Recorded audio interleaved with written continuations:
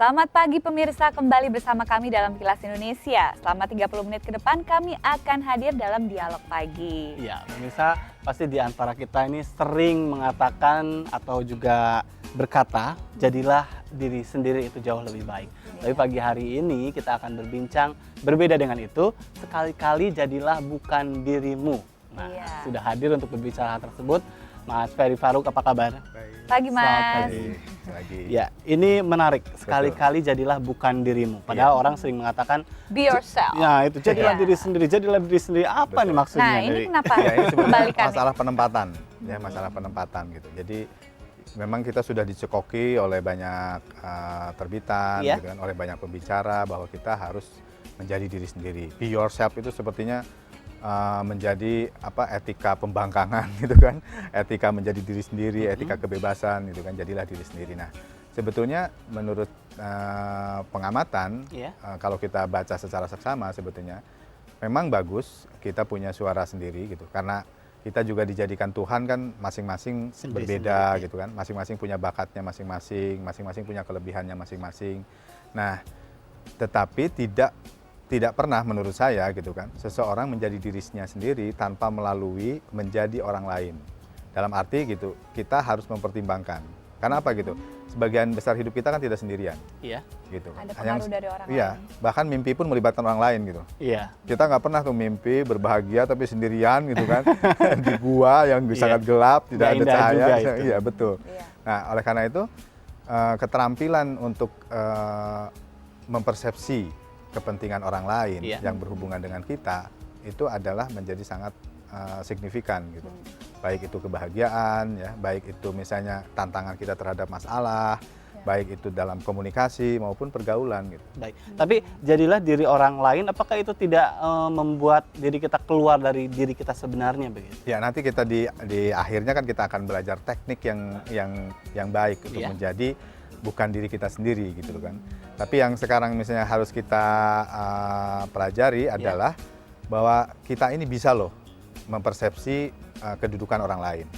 Kalau di dalam ilmu neurolinguistic programming namanya adalah perceptual position gitu. Apa itu? Nah, perceptual position tuh kan kalau ada salah satu peribahasa dari orang pribumi Amerika, Indian gitu ya. Bahwa misalnya kita tidak akan mengenal seseorang tanpa kita memakai sepatunya selama 2 hari misalnya. Nah, itu teknik ini sebetulnya secara mentally bisa kita memakai sepatu orang lain secara mental, gitu kan. Kita merasakan bahwa misalnya laki-laki akan merasakan bagaimana ribetnya sebagai perempuan gitu kan, kalau dia mungkin pakai high heel gitu kan. Coba saja 2 hari gitu, Kang Ajat ke mall kemana-mana gitu, ke pasar pakai high heel gitu kan. Nah, itu secara fisikal, tapi secara mentalnya itu kita bisa menempatkan diri. Nah, posisi itu yang paling bisa dipelajari ada 4. Yang pertama menjadi diri kita sendiri, yang kedua menjadi lawan bicara kita, yang ketiga menjadi penengah, menjadi wasit, menjadi pengamat. Nah, kita tuh harus punya itu gitu kan, harus punya kemampuan-kemampuan seperti itu. Yang keempat adalah posisi spiritual, posisi Tuhan. Yang pertama terlebih dahulu, tapi tetap berarti kita harus jadi diri kita sendiri gitu ya. Betul. Jadi yang pertama kita harus tahu nih apa tujuan-tujuan kita, apa bakat-bakat kita, apa keinginan-keinginan kita gitu kan. Karena apa gitu? Setiap persinggungan yang kemudian satu pihak menjadi dirinya sendiri dan satu pihak menjadi dirinya sendiri tidak terjembatani oleh perceptual position itu, yaitu tidak akan pernah menjadi apapun. Baik. Bayangkan misalnya bahkan seorang orang tua dengan anak pun akan seperti itu. Orang tuanya akan berpikir tentang dirinya sendiri terus, anaknya ditarik terus kepada kepentingannya. Saya dokter, saya sukses, kamu harus jadi dokter, gitu kan? Kamu pasti sukses, gitu. Padahal anaknya mungkin pingin jadi pemain gitar, pingin pemain drum, gitu kan? Dan itu yang harus dilakukan adalah yang kedua itu tadi menjadi lawan dari. Menjadi lawan, gitu kan? Karena apa gitu? Orang lain punya keunikan masing-masing, gitu kan? Tidak boleh menjadi kopi, tidak boleh menjadi salinan orang tuanya, teman-temannya, atau siapapun, gitu kan? Nah, yang ketiga, kita juga harus mengamati, ada di pihak luar. Pinter sih biasanya orang-orang kalau jadi pengamat biasanya. Pinter, karena apa gitu? Karena dia tidak punya gitu. touch emotion. Jadi emosinya terhadap kedua orang itu udah hilang. Nah, oleh seorang pengamat dia akan sangat kejam, akan berdarah dingin. Tapi berdarah dingin itu sangat penting untuk mengetahui bahwa mungkin ada kalau sisi kelemahan sebagai posisi pertama, Ya. ya, ada kelebihannya juga, ada posisi lemah di posisi kedua, Ya. dan juga ada kekuatannya juga gitu. Nah, yang terakhir adalah misalnya dalam hal-hal tertentu kita juga punya posisi seperti posisi Tuhan, posisi spiritual. Orang bijak Spiritual. gitu. Iya, bukan kita mengaku Tuhan, Iya. ya, tapi Iya. kita bisa melihat. Yang sering saya ilustrasikan adalah orang yang di atas gedung, gitu kan, akan punya kepekaan atau penglihatan yang lebih luas daripada orang yang ada di bawah yang sedang mau tabrakan. Misalnya. Iya. Nah, Dia gitu. tidak sadar kalau yang di bawah, kalau yang di atas jelas melihatnya begitu ya. Situasi Betul, secara gitu. Baik. Tapi apakah komposisi dari 4 ini 50 atau harus ada yang dominan atau memang semuanya harus rata 25-25 gitu? Nah, Iya. nanti kita akan sampai di sana. Mhm. Kalau misalnya tergantung nih. Kalau kita misalnya sedang akan mengembangkan diri kita sendiri, Iya. mungkin posisi kita yang lebih besar. Ya mungkin 80-20. Untuk menjadi diri kalau sendiri Pareto ya. maksudnya. Iya, Ya. untuk menjadi diri sendiri. Tapi kalau misalnya kita dalam tahap empowering orang lain gitu kan, jangan membawa orang lain ke dalam persepsi kita, tapi kita yang harus mempersepsi ini. Dalam teknik penjualan pun misalnya, seorang marketing, seorang salesman itu juga harus punya mungkin 20-nya yang pribadi, 80-nya orang lain. Baik. Oke. Tapi dalam kata jadilah orang lain, bagaimana dengan orang lain itu bukan sosok yang sangat baik, akhirnya itu juga kan akan memperburuk diri kita. Nah, nanti kita harus punya batas. Oke. Ya, nanti ada tahap ketiga di dalam teknik yang kita akan kembangkan gitu. Nah, kalau misalnya kita melihatnya memang sudah yang saya bilang tadi kan, Ya. kekuatannya harus ada dua. Yang pertama, apakah diri kita sendiri berkembang? Oke. Kedua, orang lain berkembang. Kalau misalnya suatu hubungan yang satu orang saja ingin berkembang dan kita enggak, ya lepaskan, Sulit juga. let it go. Baik, kita ke Oke. tahapan-tahapan yang tadi disinggung. Tahapan yang Ya. pertama yang harus kita lakukan apa, Dok? Nah, selalu dahulukan pendapat kita sendiri. Pada Egois dong? tahap pertama. Oh, Enggak, pada tahap pertama. Oke, gitu. oke. Jadi kita, yang saya bilang itu, jadi kalaupun kita mau membantu orang, kita Iya. harus tahu dulu batas mana yang bisa saya bantukan. Kalau orang lain kan enggak, biasanya dengar dulu semua hal dan kita menjadi pusing. Saya ingin membantu, tapi saya tidak bisa karena titik gitu kan. Nah, seharusnya titik-titiknya itu, elemen-elemennya, faktor-faktornya atau unsur-unsurnya di mana kita bisa membantu itu sudah harus ada terlebih dahulu. Oleh karena itu dengarkan benar. semua. Jadi pada tahap pertama ini prinsip yang harus kita pegang, be yourself. Nah, be yourself itu secara mentally. Jadi bukan misalnya berhadapan kita langsung berpikir bahwa udahlah nggak usah dengerin orang lain gitu. Jadi pada tahap mentally kita sudah ini. Kalau misalnya ada kita sendiri mau bekerja gitu kan, pekerjaan menuntut apa, nah kita harus ini kan merespek Harus terhadap diri kita menyesuaikan. sendiri. Iya. Iya. Apakah kita mampu gitu kan, Iya. ataukah misalnya ada batas-batas tertentu yang bisa. Jadi kita harus bawa bekal terlebih dahulu sebelum melakukan sesuatu gitu ya. Betul. Makanya Patokan dasar. kenapa kita diprofil? Masuk kerja kita diprofil, Hmm. kita mencantumkan CV gitu kan. Itu sebetulnya adalah tawaran-tawaran bahwa apa yang kita bawa ke hadapan orang lain, ke Iya. hadapan pekerjaan, ke hadapan keluarga gitu kan adalah hal-hal tertentu. Saya baru kemarin di Bandung. Saya perhatikan ada seorang ibu gitu kan. Ibu ini bermasalah sehingga ditahan di polisi Ya. karena dia menggadaikan rental mobil rental orang lain gitu. Kriminal lagi. Iya. Dan itu yang terjadi bertengkar antara kumpulan anak dengan seorang ibu gitu. Oke. Nah, itu ibunya bilang bahwa kalian tidak memperhatikan. Kalian menjerumuskan saya di sini. Padahal itu perbuatannya dia gitu kan. Ya. Nah, ketika saya dengarkan lebih lanjut bahwa ternyata anak-anaknya adalah di luar kota, jauh dan juga bukan orang-orang yang makmur. Oke. Yang istilahnya sekalinya ibunya bermasalah kemudian bisa ngumpulin uang dan bisa nebus. Nah, Gitu dan kan. mereka sendiri juga prihatin. Iya, gitu betul. Tetapi yang saya lihat adalah ibunya mempersepsi dirinya. Oke. Istilahnya persepsi tentang kebutuhan dirinya sendiri ini. Kenapa kamu tidak jual apa? Kenapa kamu Oke. tidak jual apa gitu kan? Padahal dalam Iya. posisi seperti itu harusnya juga Iya. seorang ibu juga harus bisa melihat dan menjadi diri anaknya. gitu ya. Betul, Iya. iya. Baik. Nah, jadi anaknya juga harus punya dirinya sendiri. Istilahnya ketika dia mau datang itu dengan sudah mengabarkan Iya. apa yang bisa saya Asal, bantukan iya, itu batas-batasnya seperti apa. Kalau waktu-waktu kayak gimana gitu kan. Dia menjelaskan juga bahwa sekarang saya sudah bekerja dan di luar kota gitu kan. Kemungkinan bisa datang itu kapan karena nggak ada komunikasi ya. Jadi ya jadinya- seperti itu. Betul. Yang kedua, Nah, yang kedua adalah dengarkan juga orang lain. oke, tapi nanti ya. Oh iya. Nanti karena kita harus rehat dulu ya. Nah pemirsa jangan kemana-mana karena setelah ini masih akan hadir dialog dengan Peri Faruk mengenai sekali-kali jadilah bukan diri sendiri. Tetaplah bersama kami.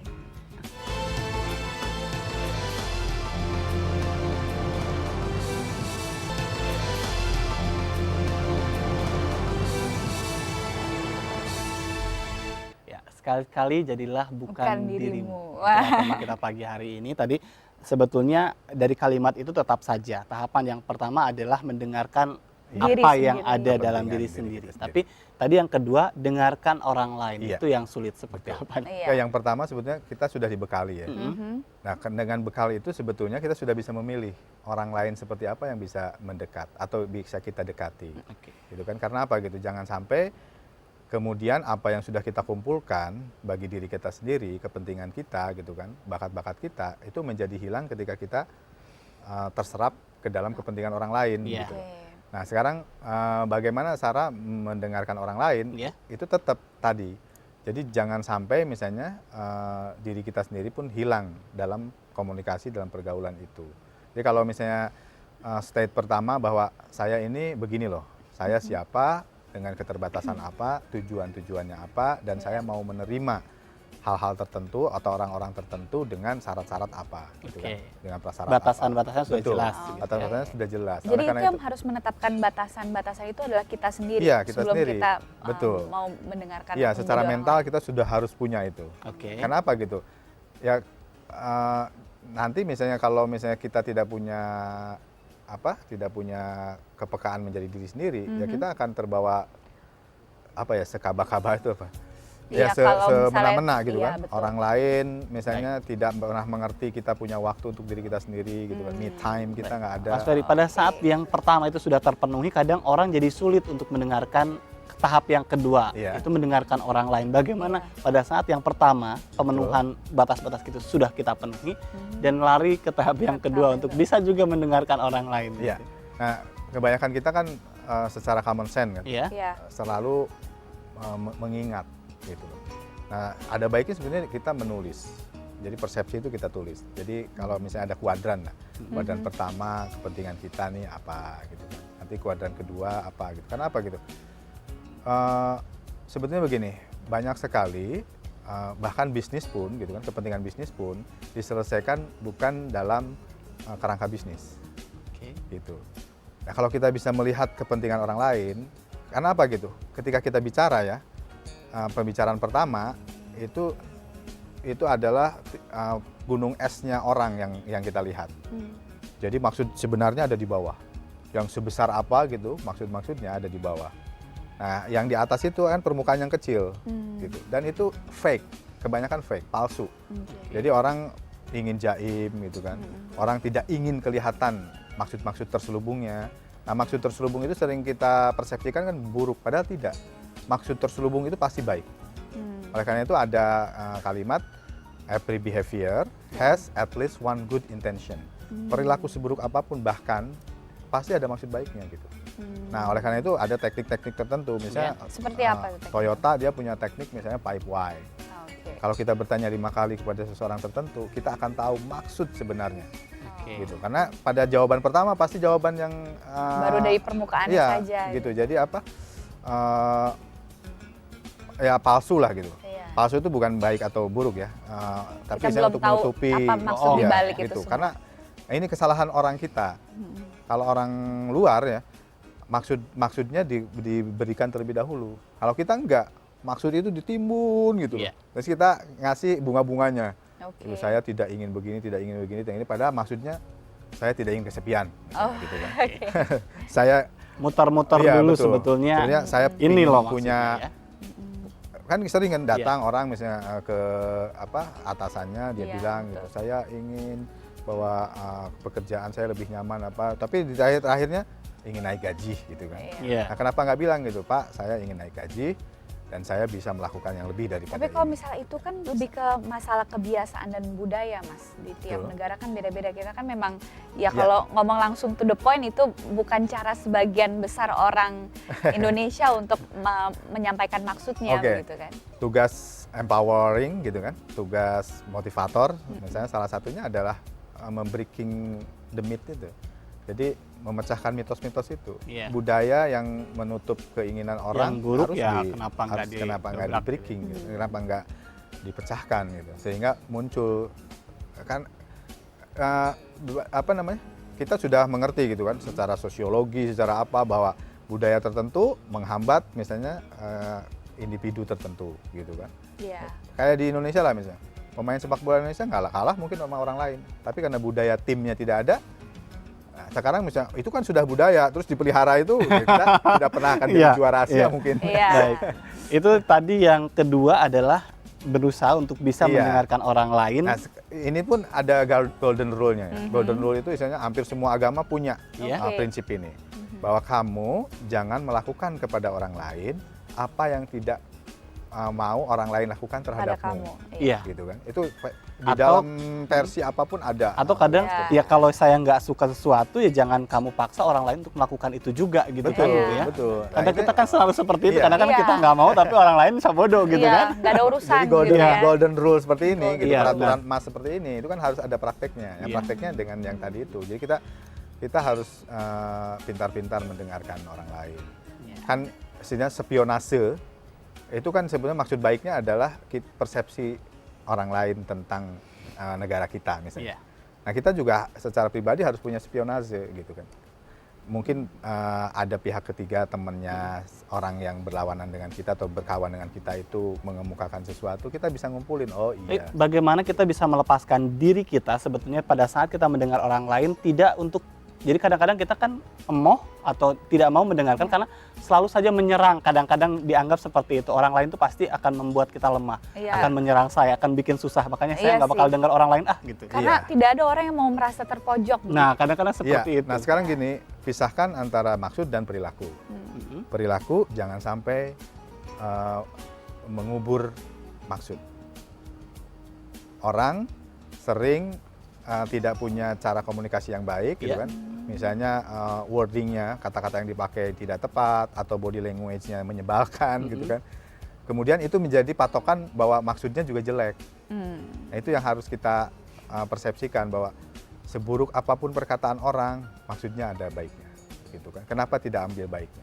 Karena yang tadi itu, every behavior has at least one good intention. Gitu. Oke. Good intentionnya yang harus muncul, bukan kita dikacaukan oleh perilaku-perilaku gitu. Iya. Jadi misalnya kayak gini, kalau kita main komputer, yang harus kita perhatikan program yang mau kita pakai atau screen saver, Program. ya. Iya. Karena Nah, kita tujuannya yang kadang-kadang penting kan. terganggu oleh screen saver, gitu kan. Kita jadi santai liatin screen savernya, bagus banget. Iya, gitu iya, kan, iya, gitu. iya. Nah itu Oke. kadang-kadang kita juga terhadap orang screen saver itu perilaku, Oke. perilaku yang muncul yang mungkin dalam keadaan terdesak itu muncul menjadi Kurang orang nyaman yang atau tidak tidak nyaman tidak buat pengertian kita, gitu ya. sepertinya tidak Betul. mengerti. Baik.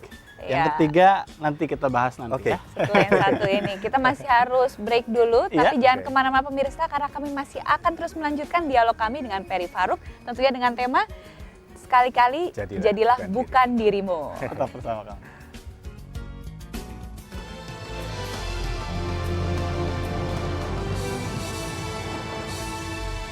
Ya, tadi kita sudah bicara masalah jadi diri sendiri, bisa mendengarkan orang lain. Terus Ya. ada satu tahapan yang memang menjadi penting dari Ya, kedua Kedua penting hal tadi itu. ya. Mungkin ini intinya daripada teknik perceptual position gitu. Oke.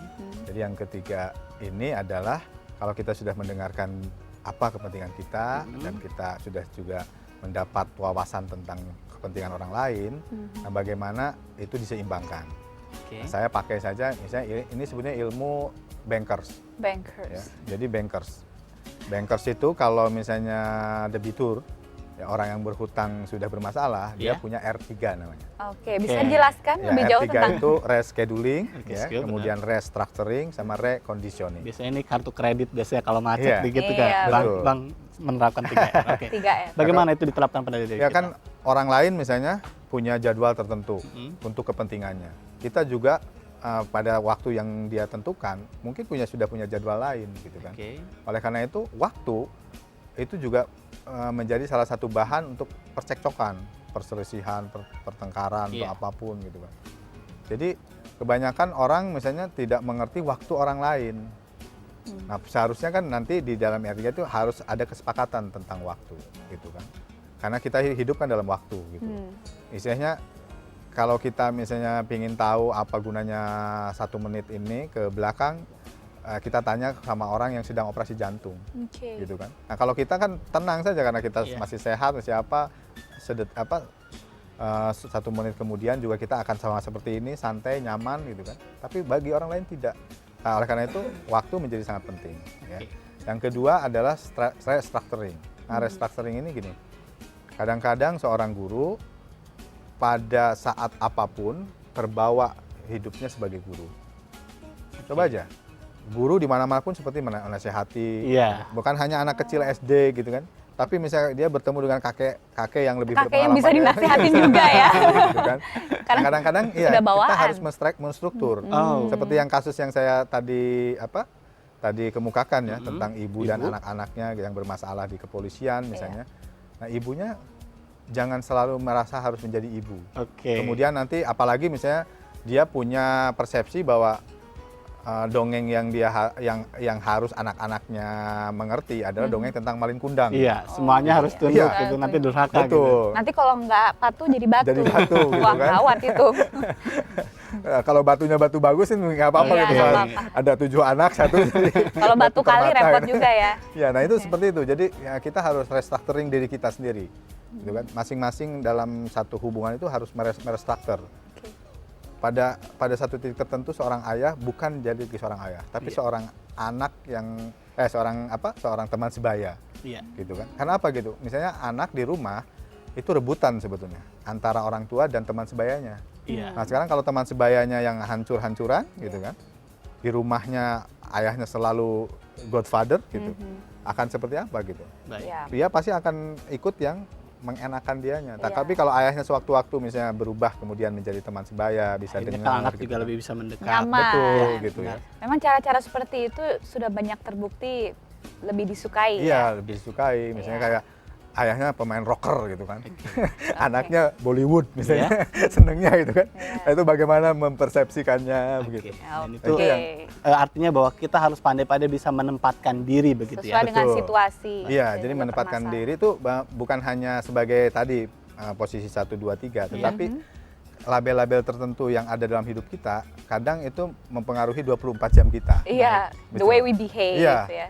Kan seorang dokter misalnya kan ketemu orang pasti gini pegang ini misalnya kan. Atau bawa pakai alatnya, kamu sakit apa kan? gitu ya. Ya, orang hukum mungkin karena persepsi selalu dia selalu melihat kesalahan orang lain Betul. begitu kan. Nah, itu harus dirubah persepsi. Yang ketiga? Nah, yang ketiga itu reconditioning. Reconditioning itu orang selalu membawa syarat dalam hidupnya. Kita sendiri pun kan punya syarat-syarat tertentu. Nah, kalau kita tidak mengakomodasi syarat-syarat kebersamaan juga sulit. Gitu. Bayangkan orang yang misalnya selalu aku saja gitu kan. Egois menurutku, aku, kepunyaanku, milikku, kalau enggak menguntungkan aku, itu bayangkan kita hidup dengan orang yang seperti itu. Apalagi misalnya menjadi pasangan, kekasih, menjadi suami istri, atau misalkan rekan kerja gitu. Pokoknya saya nggak mau bekerja kalau tidak, gitu. Nah, tapi orang lain bisa kebutuhan perusahaan, kebutuhan atasan, ya kebutuhan label-label tertentu gitu kan di dalam pergaulan itu tidak digenapi. Itulah pentingnya kenapa kita harus sekali-kali jadilah bukan dirimu. sendiri. Agar bisa mengetahui seperti apa sih rasanya jadi orang lain. Jadi mungkin dengan seperti itu kita bisa meningkatkan empati kita dan pengertian kita terhadap orang lain. Dan pribadi kita juga bisa jadi lebih kaya begitu ya. Lebih menarik juga ya di mata orang lain juga bisa. Betul. Kenapa gitu? Komunikator yang ulung adalah yang petanya paling fleksibel. Nah, peta fleksibel itu bukan bunglon, bukan gitu. Tetapi dia bisa menempatkan kepentingannya gitu kan dalam kesenangan orang lain. Baik. Gitu. Menarik sekali. Menarik sekali. Ya. Inspiratif dan mudah-mudahan ini bisa diterapkan bagi diri kita sehari-hari. Untuk kehidupan sehari-hari. Ya. Terima kasih Mas Ferry. kita akan ngobrol lagi minggu depan ya. Oke. Dengan tema-tema lain. Dan Terima pemirsa itu kasih. tadi Terima kasih. perbincangan kita yang pasti itu tadi, Anda sekali-kali jadilah bukan diri Dirimu. Anda gitu kan, tapi diri orang lain sehingga kita menjadi pribadi yang lebih baik. Ya, dan lebih bijak ya. Baik. Oke, demikian dialog Kilas Indonesia pagi ini. Kita akan berjumpa kembali besok di waktu yang sama, tentunya dengan tema menarik lainnya. Selamat beraktivitas dan